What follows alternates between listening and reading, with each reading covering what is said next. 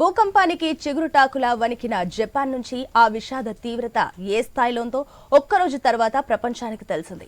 సోమవారమే శక్తివంతమైన 155 ప్రకంపనలు వచ్చినట్లు గుర్తించారు.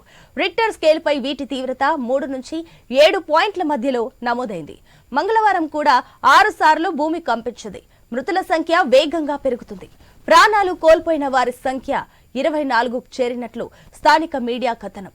భవనాలు కూలడం, అగ్ని ప్రమాదాల వల్లే ఎక్కువ మంది చనిపోయినట్లు తెలుస్తోంది. ప్రధాన నగరాలైన నీగట, టొయామా, ఫూకాయ్, గుఫుల్లో క్షతగాత్రులను గుర్తించారు. 45,000 ఇళ్లకు విద్యుత్ సరఫరా ఆగిపోయింది. సునామీ హెచ్చరికల తీవ్రతను తాజాగా తగ్గించారు.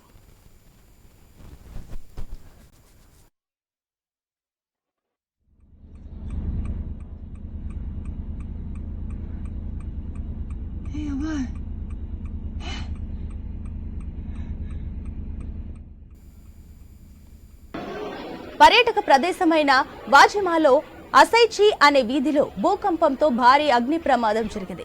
ఈ ప్రాంతం కేవలం 280 చదరపు మీటర్లలోనే ఉండడంతో అగ్ని కీలలు వేగంగా వ్యాప్తించాయి. మంటల ధాటికి 200 భవనాలు కూలిపోయాయి. ఈ నగరంలోనే 14 మంది ప్రాణాలు కోల్పోయారు. ఇక్కడ రిక్టర్ స్కేల్పై 6 తీవ్రతతో భూకంపం సంభవించింది. నగరానికి వచ్చే ప్రధాన రహదారులన్నీ బీటలు వారి వాహనాలు కదలడం అసాధ్యంగా మారింది.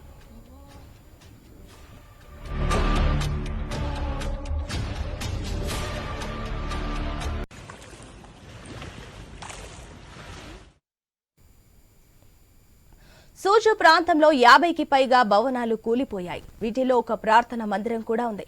ఇక్కడి పోర్టును సునామీ అలలు తాకడంతో చాలా పడవలు బోల్తపడ్డాయి. షికా ప్రాంతంలో సోమవారం అత్యధికంగా 7 తీవ్రతతో భూకంపం వచ్చింది. ఇక్కడ టోగి వైద్యశాల భవనం ధ్వంసమైంది. చాలా ఇళ్లు కూలిపోయాయి.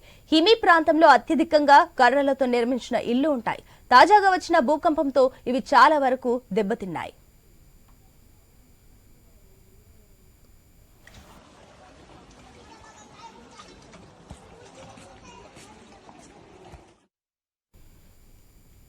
జపాన్లో మంగళవారం కూడా ప్రకంపనలు ఆగిపోవడం సహాయ చర్యలకు పెద్ద అడ్డంకిగా మారింది. అసలు ప్రాణ నష్టం ఎంతో తెలుసుకోవడం ప్రధాన సమస్య. వేల సంఖ్యలో Japan self defence force, fire ఫైటర్లు, పోలీసులు భూకంప ప్రభావిత ప్రాంతాలకు తరలించారు. ఇక్కడ ఉన్న ఏకైక ఎయిర్పోర్టులోని రన్వే భారీ పగుళ్లు ఏర్పడడంతో మూసివేశారు. గాలింపు, సహాయక చర్యలు కాలంతో పోటీ పడుతూ చేస్తున్నామని జపాన్ ప్రధాని కిషిది స్వయంగా వెల్లడించారు.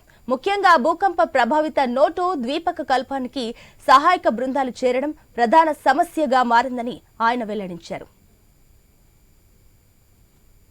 సాధారణంగా భూకంపం నేరుగా మనిషి ప్రాణం తీస్తుంది. కేవలం కూలిన భవనాలతోనే ప్రాణ నష్టం ఉంటుంది. గత చరిత్రను పరిశీలిస్తే భూకంపాలు వచ్చిన సమయంలో 90% మందిని తొలి 3 రోజుల్లోనే రక్షించగలిగినట్లు గణాంకాలు చెబుతున్నాయి.